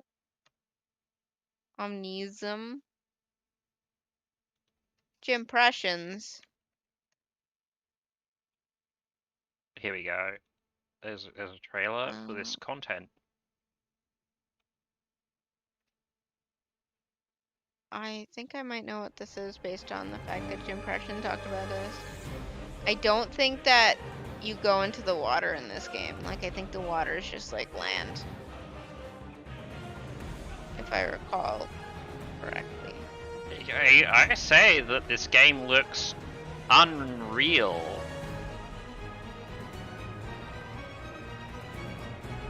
It's got some unreal assets that were unreally purchased.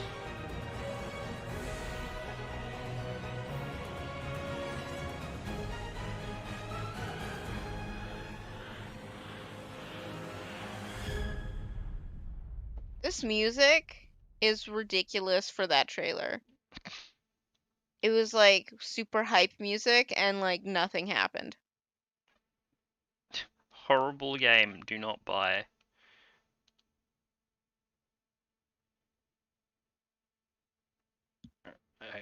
Maybe we'll need to watch some of this later.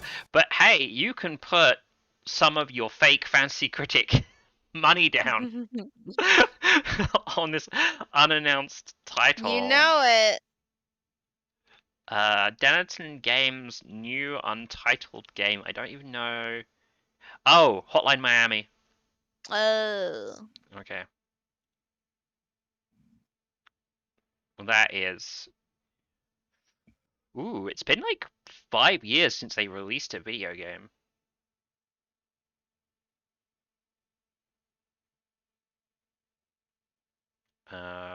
Posted a tweet mentioning the new unannounced game. It's a passion project. I'm not sure who will enjoy it, but I'm sure that some people will be horrified and others delighted.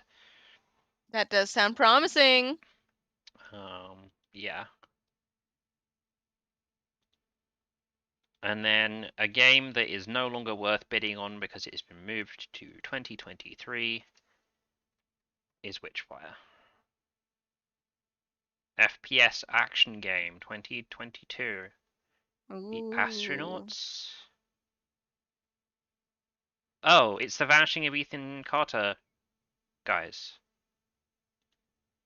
This is a real fucking turnabout for them. Well, it has shooting. You have a gun. A two-handed gun. Oh, you have magic and a gun. You have two guns and magic. I assume the guns are also magic because it looks like they have magic crosses in them that stop glowing. Oh, there's no ammo. That's cool. There's no ammo counter on the gun. You just look at the bullets for when they stop glowing. I mean, at least it had gameplay in this trailer. This is like the other trailer where the music is like unnecessarily epic. Oh, we're supposed to be early access by Q4 of this year. Hmm.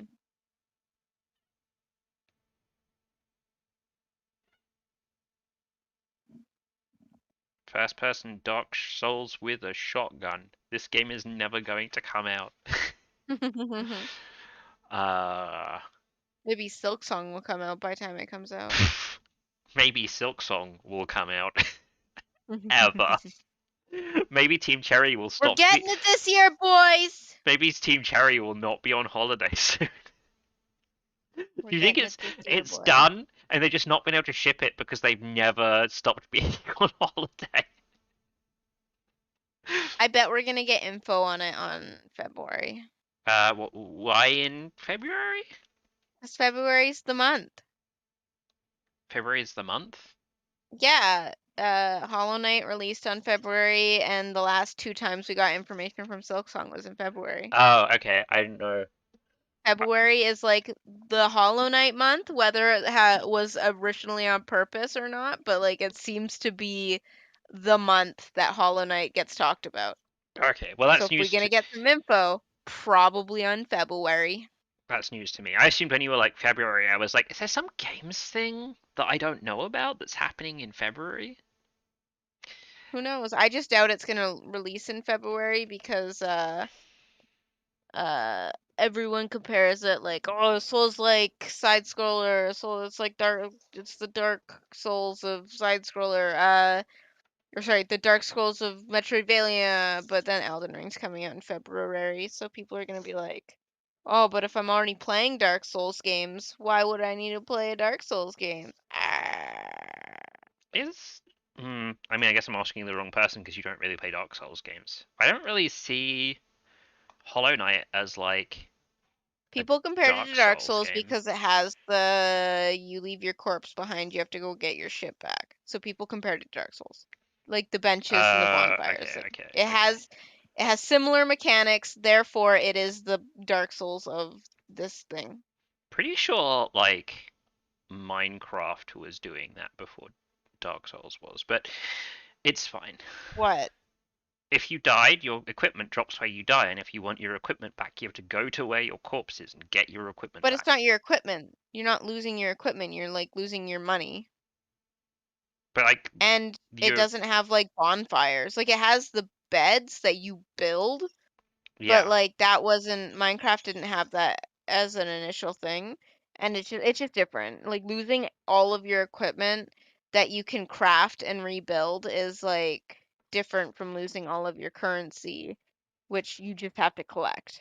I mean, when Minecraft added currency, it had the same thing where you drop all the Minecraft XP. took forever to add currency. Hollow Knight was out by the time Minecraft actually added currency. That's not true. I bet it's true.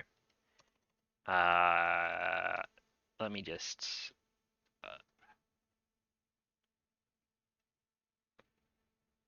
Was it like 1.0 when they added EXP? Experience? That's not money. It's the exact same thing that you use in Dark Souls. It's a currency you use to like permanently upgrade your like enchant your weapons and add permanent buffs to your character, which aren't technically permanent because they're attached to your thing. It was added in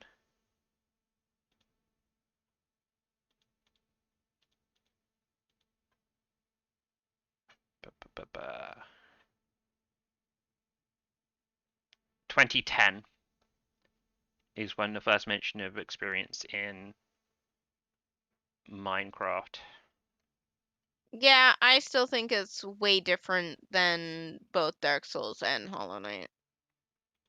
Dark Souls came out a year and a bit afterwards, so I still think it's way different. But like I could give you other examples of games that had that specific system. Yeah, but it doesn't matter because people don't refer to things as the blank of that. They refer to it as the Dark Souls. Yes, but when people say the Dark Souls of a thing, it usually implies a bunch of other. It's not that one system. It's a bunch of other things. It's like having entirely, or not entirely, but like mostly skill-based combat, which like I guess Hollow Knight technically has as well. I've played both combat systems. They don't feel the same. If anything, Dark Souls telling you what feels. People call it, not what it is. People call Hollow Knight Dark Souls like. They do. Yeah, I'm not disagreeing with you about what people call it. Yeah, but I called it and you're like, I don't think that's true. I don't think it's like that. It's like, I'm not saying that it's exactly like that. I'm saying it's what people call it. I mean, I just struggle to understand what Souls-like actually means anymore because people just use it based on what I understand and what you're telling me is, if the game has some sort of grimdark vibe to it of any kind, if there's a thing where when you die you have to go back and get your shit back from where you died, and if it has skill-based combat, that makes it a Souls-like. Once you have those three things, it's a Souls-like game. That's basically what people do. But that's not like... Yeah, it's not like a genre. Like, when I think of Hollow Knight, I think of Metroid more than I think of Dark Souls. Well, yeah, it's the Dark Souls of Metroidvanias. What? But Metroid... That's what people said! People are wrong and stupid. It's like... They were saying that it's like Dark Souls if Dark Souls was a Metroidvania, because it has a bunch of the fucking things that Dark Souls has, like the benches instead of bonfires, and the having to go back to your corpsey. You mean save points? It has save points that recover your health? That's such a fucking generic mechanic. That's in fucking Castlevania. Well, yeah, but it's like... also different. I don't know. So, getting off the subject of the words people use to describe games, because I know it will just I know our viewers are very curious. There were no bids that last week. Yes, no bids happened. I was expecting bids to happen without me, and then none happened. There's going to be some bids this week, though. Yeah, and then Nintendo's going to bid on what you bid. Beat you by $1. I tell you what, if Nintendo scopes me on fucking Euro Truck Simulator, you fucking ratted me out. Unless Nintendo watches this show, I don't talk to them, so you would see me rat you out in the main chat we talk in. I assume because you have decency, you'd like DM them. Nah. My decency is letting you know that I'm letting them know that you're, and then you'd be like, okay, I should probably up my bid. I mean, I guess it doesn't matter, right? They can't snipe me because the bid's going to be public. So if it comes up and they go do their own research and then they snipe me, the bids are public, right? I can't be like, oh, this is all your fault. You did this to me. How could you? Unless they realized that, or they didn't realize that it was you bidding on it, and then they did because I told them, and they're like, "Oh shit, Nifty picks good games." Right. Okay. Well, you're in a position of power right now to betray me, and I know you. Well, you'd only do it. Too much effort. I know you'd only do it if it was funny. I don't even know if I'd do it then. It depends how funny it was, right? I don't know. It would have to be pretty fucking funny. Yeah. I mean, you have my permission if it's hilarious. What was I going to say? All right. There was tweet. The good old bad take Twitter take. I love those. This week, that I enjoyed particularly. Let me just see if I can. See if I can just open this one. And here we go. Here we go. So this is the tweet from Jeff Vogel. So pointing out the world doesn't actually need 10,000 new indie games a year on Steam will make some people super angry. Note that's almost 300 games a day. Suggestion, think I'm wrong. Prove it by going out and actually trying 1% of those games. Yeah, I didn't think so. I saw this and I'm like, dude, I do Steam demo fests like 2 to 3 times a year, and I very much enjoy the variety of things to try. Okay, but like, what is 1% of 300 games a day? So that's 30 games a day. No, that's 3 games a day. This math is wrong, by the way. It's okay. 30 games a day, not 300. Okay. Like, if you go... Okay, in that case, if you're 10,000 and you divide it by 365, it's 27.3. It's 30 games a day. It's not 300. I mean, that's still a lot of games to play in general, but yeah, but they're not all the games are for everyone, right? Like, yeah, that's fair. if I said if I was like 30 games are coming out every day, I'm like 1 in 45 games are probably for me. Maybe less than that. There's lots of games, genres of games that I am not interested in. There's lots of genres of things that get released on Steam that, like, they aren't even really games as such. Yeah. So it's like, you know, I need 100 different games to come out, so 3 of them I'll be like, oh, I'm really into this. or not even I'm really into this. Like 3 of them are like, hey, this looks like kind of the thing I'm into. And then I'll play demos for 2 of them because the other one didn't go into the Steam Demo Fest because they're irritating. And then I'll maybe pick up 1 of them. But yeah, it was. I kind of understand it though. It kind of gets annoying when there's like so many games that get released that are just like wear games. Like I don't know, like I'm used to calling them WiiWare games because the Wii had a lot of garbage games on them. Oh, you mean like shovelware games? Shovelware, right? that's the word. Yeah. It's kind of frustrating when you see like fucking pounds of shovelware just all over the place. And yeah, if I go to the new releases and look at this, there's so much stuff here that actually some of the stuff is free. Okay, we should skip the free stuff.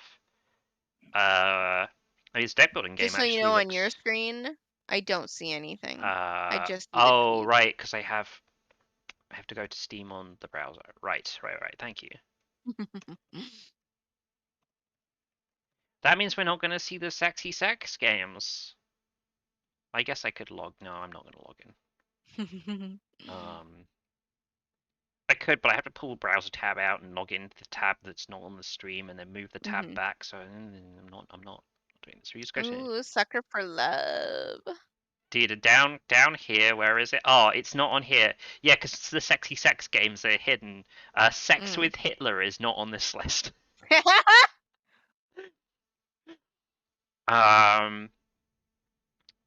So there's Doors of Insanity, which is some deck building game. That actually looks kind of neat. Oh, I see Sex with Hitler. I'm gonna click on it right now. Okay.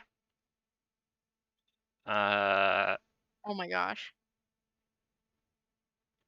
Is there very explicit pictures of sex with Hitler? There's very explicit videos. Okay. Hitler's not even in that one.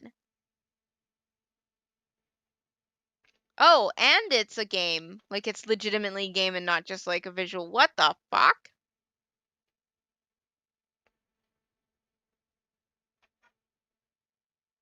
Wow, Hitler's muscly in this, or is that just how he sees himself?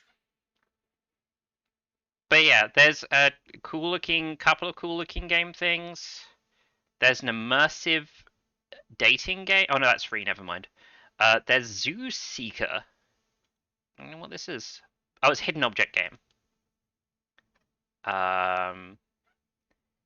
Monster Showdown is like a VR shooter game. There's just like not enough VR games to be like, oh, don't make derivative VR games because there's just like not enough VR games, right? There's Click Girlfriend, which I'm pretty sure should be hidden to me because I didn't say I wanted to see sexy sex games. Okay, I got Desktop Nova. Oh, the people who do Genshin did this one. The MiHoYo. I've been skipping over the stuff that is free. Okay. You just have like a cute girl. Yeah, what is this? Oh, it's a live wallpaper app. Okay. Yeah, this Last Wood looks neat. Oh, it's just the other game, but like top down and stuff instead of first person. Raft? Yeah. Looks cute, wouldn't play it. It doesn't look like it has the Oh, it does have the exploration stuff from Raft. But is this stuff the stuff that you're like, oh, this is too derivative?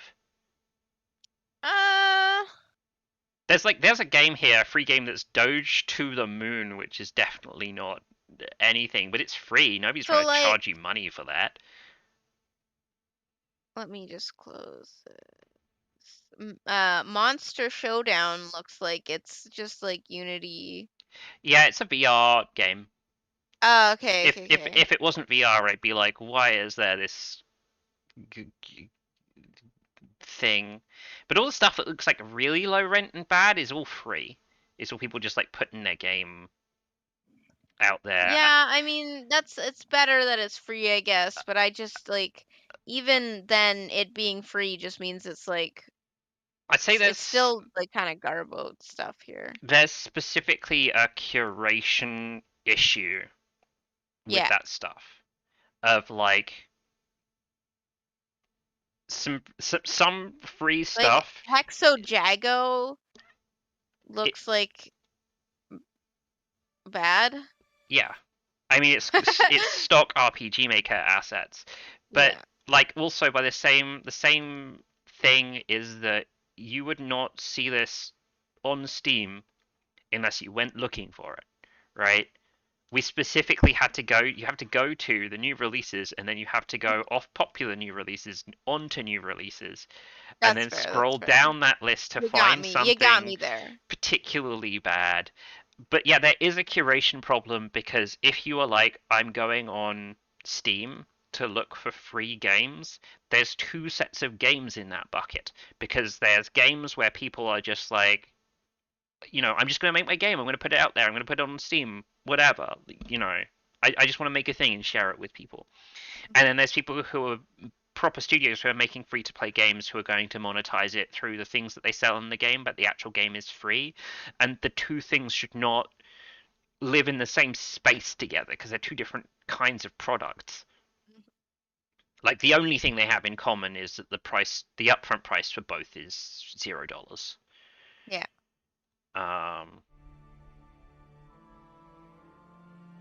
This app that is tabletop role-playing game scenery.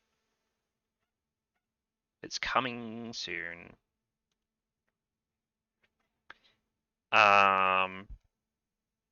Needy streamer overload. Why does that sound familiar? Double hand.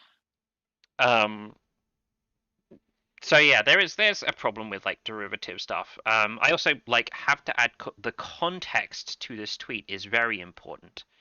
That will help you gain a better understanding that it is nothing to do with curation and everything to do with guilt expressed by the person who wrote the tweet. Is that they are concerned that they spent their life making video games and should be doing something more worthwhile, like being a nurse or something. So they're basically saying all these people should stop wasting their time making video games and instead should do something to actually benefit society instead of making games that will never sell. Which, like, sure, that's a point of view you could take. I wouldn't phrase it picking on indie games on Steam, you know? I'd just be like, why are we making video games when we could be curing cancer? Like, what is it that specifically indie people making games are doing wrong that, like, you know, we don't need 10,000 indie games, but we do need another expansion to the acclaimed Genshin Impact? How is the expansion to Genshin Impact more important and meaningful than people expressing their artistic impulses in the games that they really want to have exist because they think are important? It's just somebody who they're an indie developer. They feel guilty about being an indie developer, and they're like, you know what? Everyone else should feel Yeah, guilty for being an indie yeah. developer. It's not just me. Everyone should feel bad. But yeah, the first thing that struck me about this though was the complaint about the amount of stuff, and I'm like, but I like the amount of stuff. The amount of stuff benefits me. It gives me lots of games to look through during the demo fest to find stuff I want to play. I've had like Man, although I hate how many games are on the demo fest. It's like so overwhelming. yeah, I mean that has curation issues as well. And curation is a process on Steam. It's not like a thing that they're gonna be like, we've solved it. Games are going to be curated perfectly forever from now on, and you're always going to find exactly what you're looking for, and you're never going to have to look through stuff in order to not miss anything, because it's an impossible problem. Well, it's not an impossible problem to solve, but it's impossible with our current technology to solve, of like premeditate what somebody likes. And even if you can premeditate what somebody likes, you get the like Facebook thing where you put somebody in their bucket, and you're like, these are all the things you're like, and I'll only ever show you things that you like, so you'll never experience anything outside that. You'll never be unhappy because you're always seeing stuff that you like, but you'll also never broaden your horizons because I'm just trying to give you the things that you claim that you enjoy. Um, but they have done the most out of every service to try and move curation forward in a positive way. Like when I brought this up on Discord, somebody was being like, maybe it's like it could be going the way of the App Store, and I'm like, what they did on the App Store is they had curation, they had user reviews, and they had curation, and the user reviews are all skewed and fucked up and based around an average of 4.3 to 5 stars, and everyone's in a constant fight against the App Store to try and trick people into rating 5 stars because that rating's so fatal to your game. And then the actual storefront, everyone's fucking fighting for a curation spot that the store does manually. Like, the way you get by on the Apple or Android store is by convincing Apple or Android to feature you. Whereas Steam, they had Greenlight, and then when Greenlight didn't work, they tried Steam Direct, and then when Steam Direct had problems, they introduced the curation, and then they improved the way user reviews worked, and they added all the filtering, and they used Steam Labs, and now they're introducing stuff to Steam Labs to try and make it easier to find stuff. They have a whole system where when your friends review stuff, you can see what your friends thought of a thing. They added a tagging system for you to be like, these are the tags of the games that I care about, and try to show you games with the tags of the games that you like. Like, they're working so hard to find a way to show you stuff that you might be interested in, and not just being like, let Daddy Steam tell you what you like. So it's a thing that I trust them to try and solve, because they're good at trying to solve issues. They're not necessarily good at actually solving issues. Ask any indie developer who has been relying on Steam in order to make money. But they do try, and that is more than a lot of other gatekeepers in the industry. Usually, people who own the big games portals like Apple and Google specifically will only try to do things that they know are in their own financial interests. Like, they're just things to make them money. They're not even in the interests of their customers. They're just in their financial interests. It's not even to be like, oh, we want to help people who are on the App Store find better games. They're like, no, we want people on the App Store playing games that are using things that are going to give us the most money. That's why, on Apple, they make it hard for anyone else to sell books or movies or whatever, because they want to sell the books and movies themselves so that they can take a 100% cut instead of a 30% cut. And then you list your own shit to those users. Sorry, I went off on a thing because I have opinions. I don't know what you're talking about. What? That you don't want to talk about having opinions or going off on a thing or both? The second one. Hey, I said at the start, I was like, I don't know if I can fill 2 hours with stuff, and I filled 2 hours and 10 minutes with stuff. How I about that? helped. Yeah. You're a wonderful co-host. I'm amazing, thank you. Amazing might be stretching it, but you're a wonderful co-host. Rude. There's no rule that says I have to be polite. Rude. And maybe there should be a rule about me being polite. I don't know. I don't think I'd obey it. So rude. Yeah, that's me. That's why they call me the rude boy. Do they call you that? No. I don't know if that's true. No, nobody. I'm only the salty boy. I'm only salty. And whatever else people call me, I don't know. The British guy that plays Barrow Trauma with us. Yeah. I love Kira. Yeah. I'm gonna go. I'm gonna head out. Good night. Thanks for hanging out, lady. Always. Thanks for hanging out, Eve. Let's do Yeah. this. I hope Liddy's there. Liddy's great. Let's do this. Yeah, and for one of our 2 viewers, I guess we have 2 viewers. If either of you are not Liddy, thanks for hanging out. It's been a blast. It's been a blast having some opinions with other people listening. Yeah. And I'm gonna play Final Fantasy 14 now. I'm playing Inscription, but I'll probably go do something else.